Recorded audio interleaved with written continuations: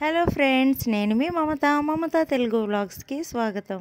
ఈరోజు మేము grapes research సెంటర్కి వెళ్ళామండి. అక్కడ గ్రేప్స్ ఫెస్టివల్ 1 వీక్ నుంచి నడుస్తుందంటే చూడటానికి అనేసి వెళ్ళాము.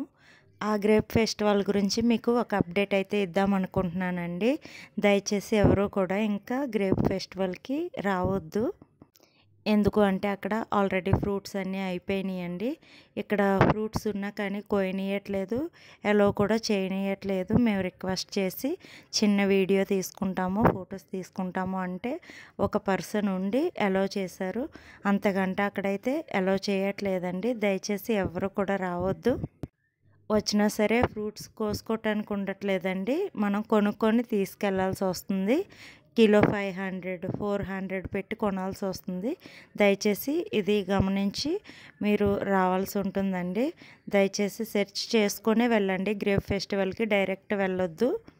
గ్రేప్స్ అయితే అక్కడ తోటలో అయిపోయినాయి, ఒక సైడ్ ఉన్నాయి కానీ అస్సలు వెళ్ళనీయట్లేదు, ఎలా అయితే చేయట్లేదండి. ఈ వీడియో మీకు యూజ్ఫుల్ అనుకుంటే లైక్ చేయండి, షేర్ చేయండి, సబ్స్క్రైబ్ చేయండి. Thank you for watching.